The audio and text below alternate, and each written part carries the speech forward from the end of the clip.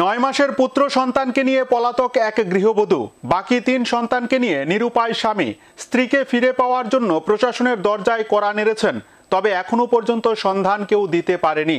ঘটনা ধর্মনগর ভাগ্যপুর গ্রাম পঞ্চায়েতের 2 নং ওয়ার্ড এলাকায়। ধর্মনগর মহকুমাধীন ভাগ্যপুর গ্রাম পঞ্চায়েতের 2 নং ওয়ার্ডের বাসিন্দা আব্দুল কালাম। তার 4 সন্তান, 2টি ছেলে এবং 2টি মেয়ে। সবচেয়ে ছোট ছেলের বয়স 9 মাস। আব্দুল কালাম একজন খেটে খাওয়া কৃষক। সারাদিন সে তার কৃষিকাজে ব্যস্ত থাকে। দুপুর রাতে 2 মুঠো ভাত হলেই চলে। আব্দুল কালামের স্ত্রী খায়রুন্নেসা। সোমবার সকাল থেকে আব্দুল কালাম কৃষিকাজে ব্যস্ত ছিলেন।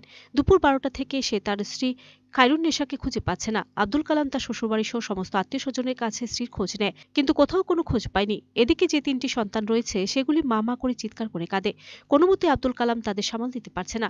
ধর্মনগর থানায় নিখোঁজ ডায়েরি করেছে। অসহায় আব্দুল তার স্ত্রীকে খুঁজে পেতে এবং ঘরে থাকা 3টি সন্তানের ক্রন্দন বন্ধ করতে অসহায়ের মতো এদিক ওদিক ছুটে বেড়াচ্ছে।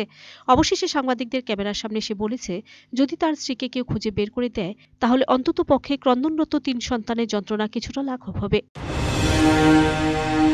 একটা ফুলাবান, একটা 2টা ছেলে, 2টা মেয়ে। আমি নিরীহ মানুষ বুঝছি, বাড়িঘর লইয়া আছি, খেত খামার করে খাই।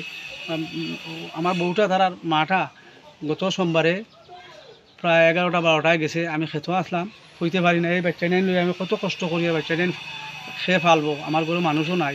4টা বাচ্চার মধ্যে 3টা বাচ্চা 3টা বাচ্চা রাখিয়া গেছে। একটা লইয়া গেছে, ছেলেটা লইয়া গেছে, আর একটা ছেলে আর 2টা মেয়ে তুইয়া গেছে। এখন আমি কি করি? আমি আইনের কাছে আবদার রাখি, আর আমার ওই সন্ধানটা পাইলে আমার একটু সন্ধান করিয়া আমার ওটা তারার মারে পাইতাম, বাচ্চাটা আর বউটারে পাইতাম। আপনার বোন নাম? খায়রুন্নেসা। আপনার নাম কি? আব্দুল কালাম। কোন জায়গায় এটা? এটা ভাগ্যপুর 2 নং ward. Bureau report, search India.